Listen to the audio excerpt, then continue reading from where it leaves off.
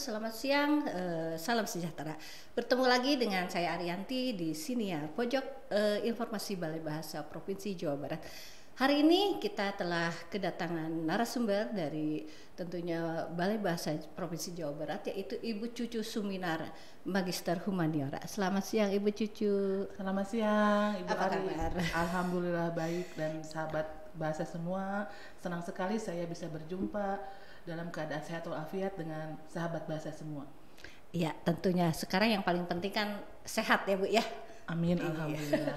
Nah, ini Bu Cucu, kita akan membahas soal KKLP ya. Nah, mungkin di antara sahabat bahasa, penggemar Balai Bahasa Jawa Barat Tentunya. ya, itu apa nih KKLP ya? Mungkin Bu Cucu bisa membantu untuk sahabat bahasa memahami apa itu KKLP. Silakan Bu Cucu.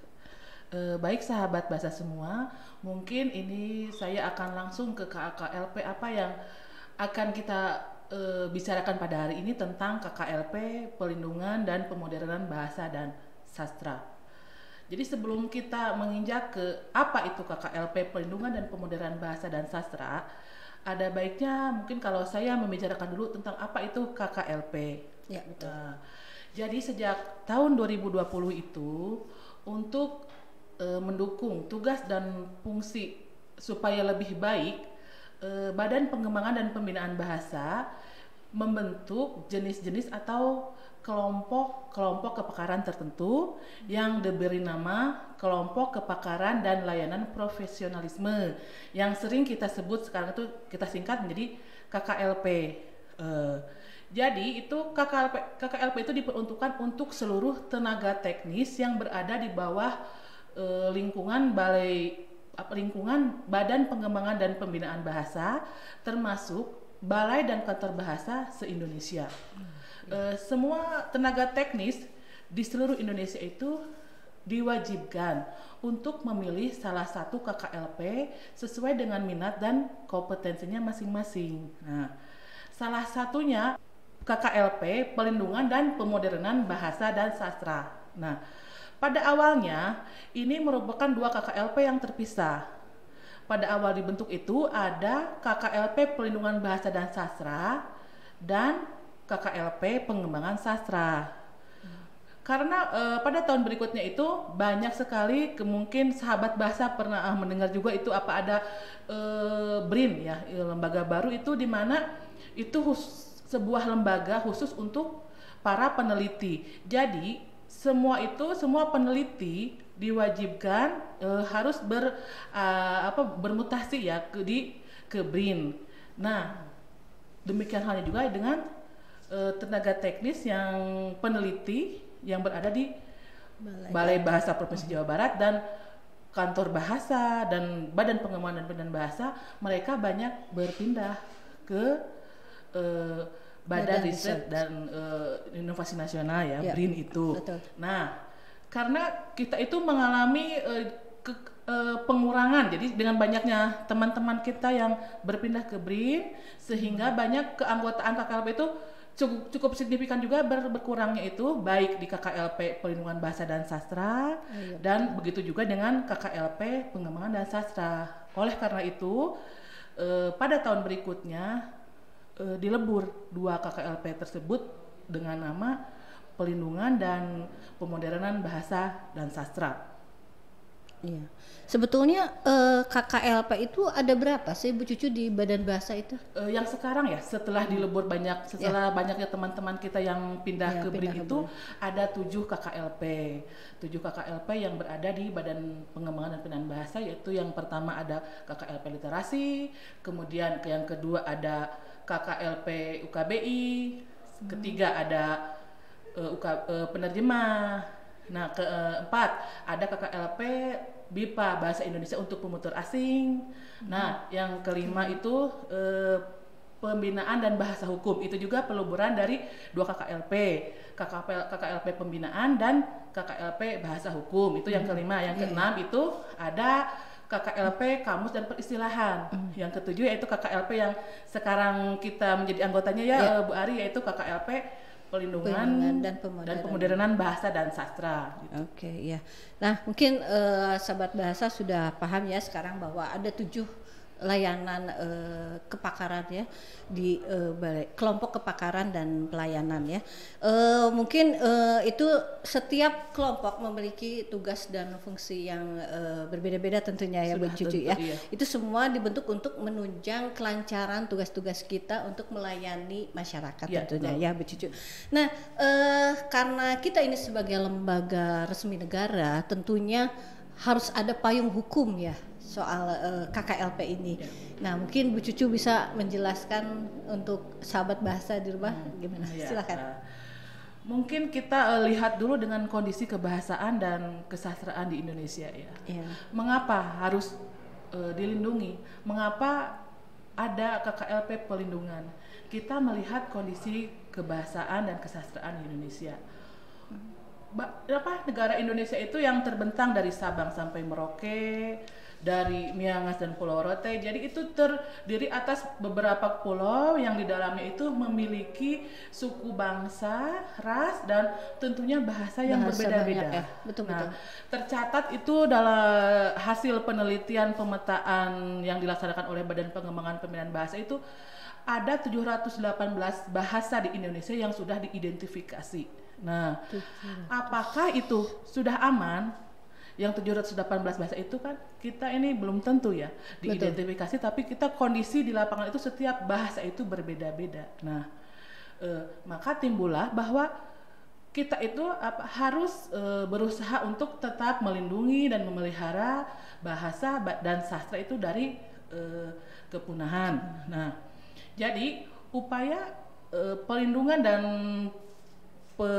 pelestarian bahasa dan sastra itu merupakan tanggung jawab kita bersama. Nah, betul. Nah, selain kita sebagai pemilik atau penutur bahasa itu sendiri, jadi pemerintah pun muncul dalam upaya pelindungan bahasa dan sastra.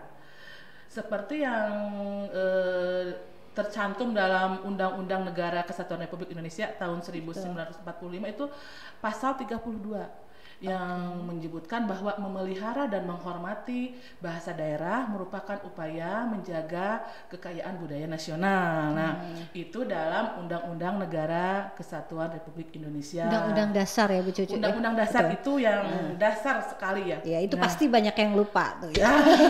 Sekarang kita ingatkan lagi kalau Bu Cucu ya. Betul, kita ingatkan kembali.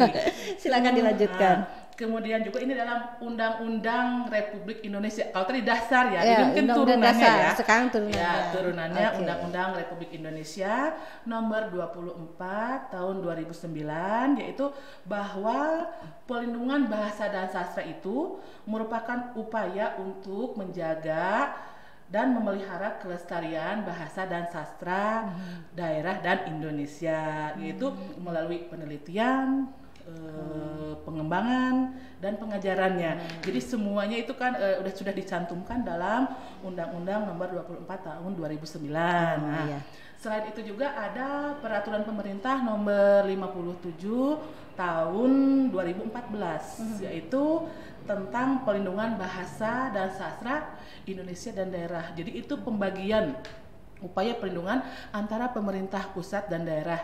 Jika pemerintah pusat itu sebenarnya berkewajiban untuk melindungi bahasa nasional, bahasa Indonesia, dan untuk bahasa daerah itu kewajiban pemerintah daerah, tapi dalam hal ini berkolaborasi antara pemerintah pusat dan daerah. Jadi ketika pemerintah pusat memerlukan tentang yang berada di daerah, jadi harus memfasilitasi itu sahabat bahasa, bahwa jadi ada semacam sinergitas ya antara pemerintah pusat dan pemerintah daerah dalam hal pelindungan dan pengembangan bahasa dan sastra daerah. Nah, betul. Selain itu pemerintah pusat, pemerintah daerah pun tidak tinggal diam. Jadi adanya peraturan daerah Provinsi Jawa Barat yaitu nomor 2014 tahun 14, itu merupakan perubahan dari Undang-Undang nomor 5 tahun 2003, yaitu tentang pemeliharaan aksara, tulisan, dan bahasa daerah.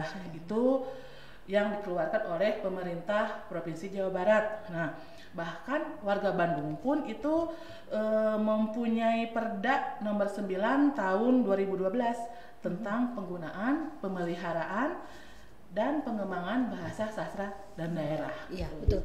Berarti sudah ada undang-undang dari mulai sebetulnya dari negara kita berdiri sudah ada ya undang-undang yang melindungi bahasa kita, terutama bahasa Indonesia dan bahasa daerah tentunya ya. Iya. Betul.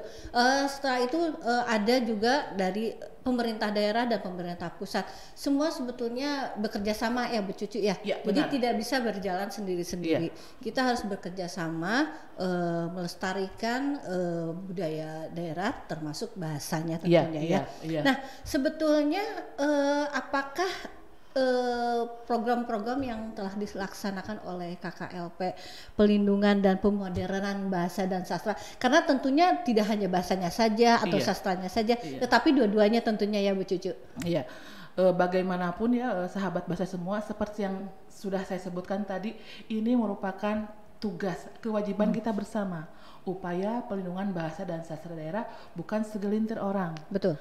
Bukan misalkan guru, mereka guru bahasa daerah atau guru bahasa Indonesia. Jadi semuanya kita itu diperlukan kolaborasi dalam upaya pelindungan bahasa dan sastra daerah. Nah, berkaitan dengan program KKLP pelindungan bahasa dan pemodernan bahasa dan sastra, mungkin kita juga merujuk kepada apa yang dianjurkan oleh KKLP pelindungan dan pemodernan pusat, yang jadi apa yang dikerjakan oleh Balai Bahasa Provinsi Jawa Barat juga itu didasarkan atas apa yang tercantum dalam petunjuk teknis yang dikeluarkan oleh pusat pengembangan dan perlindungan bahasa.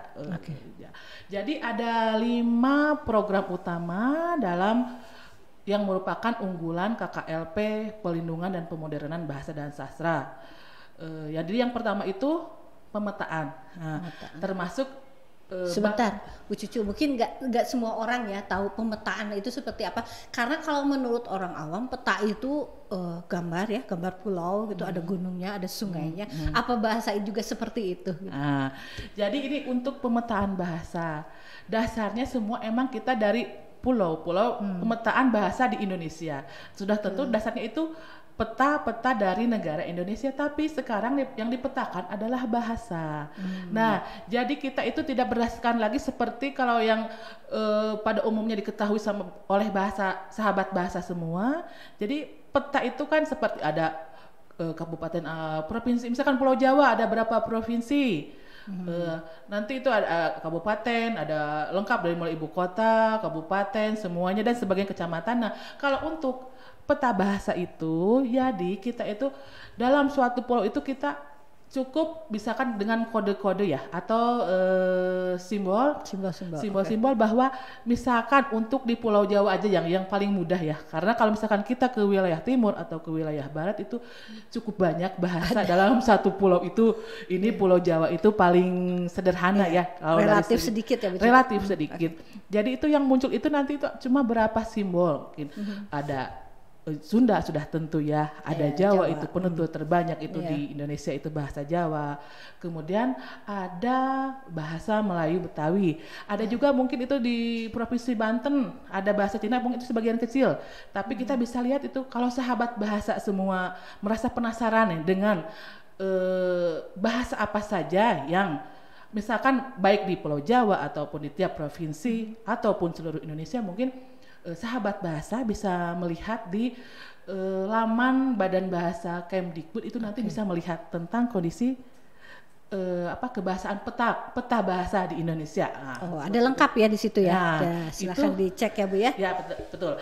Itu program unggulan KKLP pelindungan dan pemodernan bahasa dan sastra ya, pemetaan itu. Nah, seperti yang sudah saya ucapkan tadi di awal pembicaraan bahwa pemetaan itu Badan Bahasa dan Balai dan Kantor Bahasa seluruh Indonesia itu telah menghasilkan sebuah peta Indonesia itu yang merupakan langkah awal dari KKLP pelindungan dan pemodernan bahasa dan sastra.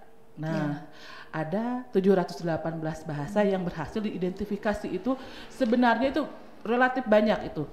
Lebih banyak kalau misalkan kita yang ditambah dengan subdialek, dialek, tapi itu belum bisa diidentifikasi, diverifikasi bahwa itu merupakan suatu bahasa tersendiri. Jadi sampai sekarang itu baru 718 bahasa yang berhasil diidentifikasi. Itu program pertama. Program unggulan pertama yaitu pemetaan. Nah, yang kedua? Ya, program kedua yaitu vitalitas bahasa. Jadi merupakan pengukuran daya hidup suatu bahasa.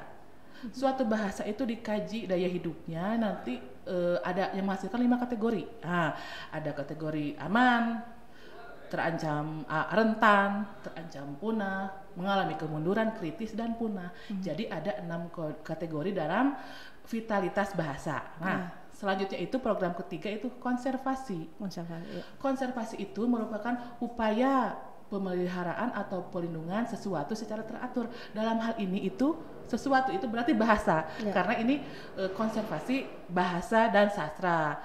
Kita bisa memelihara bahasa atau sastra tersebut misalkan dengan cara untuk bahasa, penyusunan fonologi, penyusunan sistem sintaksis, morfologi dan sebagainya. Nah, itu untuk yang konservasi. Selanjutnya itu program keempat adalah revitalisasi. Nah, apa itu revitalisasi? Revitalisasi itu merupakan upaya untuk menggiatkan kembali atau menghidupkan kembali suatu bahasa supaya tetap dalam kondisi aman dan dipergunakan oleh para generasi muda, dan bahasa atau sastra tersebut tetap berada dalam lingkungan penuturnya. Itu revitalisasi. Nah, dan yang kelima yaitu registrasi.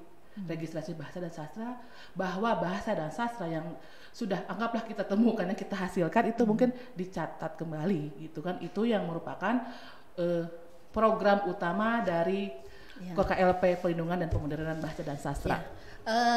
Mungkin kita kan sudah mendengar ya, tadi ada 5 program utama. Kalau sahabat bahasa penasaran nih ya, nanti kita mungkin ada sesi selanjutnya, kita akan khusus membahas soal itu. Tapi karena waktu yang sangat terbatas, mungkin kita akan ke mungkin pertanyaan terakhir ya Bu Cucu ya. Boleh. Sekarang saya lihat kondisi kebahasaan ya nggak jauh-jauh ya, anak muda zaman sekarang ya. Sekarang kan banyak dengan kemajuan teknologi ya, ada HP, ada televisi, ada segala macam. Mungkin televisi juga sekarang mulai tergeserkan ya. Ada bahasa-bahasa asing ya. Mereka lebih bangga dengan bahasa asing. Atau mungkin Balai Bahasa pernah meneliti soal keadaan bahasa di masyarakat, terutama di generasi mudanya ya. Mungkin bagaimana tanggapan Bu Cucu? Jadi melihat kondisi kebahasaan, terutama bahasa daerah ya di kalangan generasi muda sekarang, mungkin selain yang sudah Ibu Arisa sebutkan tadi itu kan dengan masuknya berbagai macam ilmu pengetahuan dan teknologi itu, kita juga tidak memungkiri itu faktor dari dalam, misalnya dari kita sendiri aja, pewarisan itu dari orang tua. Walaupun ketika ini kita berbicara tentang bahasa Sunda, mungkin ketika ibunya orang Sunda, bapaknya orang Sunda, tapi belum tentu untuk zaman sekarang ini ke anak-anak itu mengajarkan bahasa pertamanya itu bahasa Sunda. Jadi mereka itu lebih cenderung menjadikan bahasa ibu itu, bahasa Indonesia itu menjadi bahasa ibu bagi anak-anaknya gitu. Sangat memprihatinkan sahabat bahasa semua. Ketika saya jadi ini perlu ada lagi upaya kita yang lebih giat lagi ya. Sebelum benar-benar sebelum kondisi bahasa kita benar-benar punah, mungkin yaitu dengan berbagai upaya yang mungkin insya Allah kedepannya kita bicarakan lagi upaya yang akan dilakukan oleh Balai Bahasa Provinsi Jawa Barat, dalam hal ini KKLP Pelindungan dan Pemodernan Bahasa dan Sastra, dalam rangka memelihara dan melindungi bahasa daerah. Iya betul, biar penasaran tuh ya. Iya betul. Memang banyak sebetulnya yang bisa kita kerjakan ya, tapi harus bersama-sama dengan bukan hanya Balai Bahasa Provinsi Jawa Barat, tetapi banyak berbagai pihak yang terkait, terutama masyarakat penutur bahasanya itu sendiri ya. Mungkin waktunya sudah tidak cukup Bu Cucu. Terima kasih atas kehadiran Bu Cucu. Selamat siang, sampai berjumpa lagi di lain kesempatan. Assalamualaikum warahmatullahi wabarakatuh. Waalaikumsalam warahmatullahi wabarakatuh.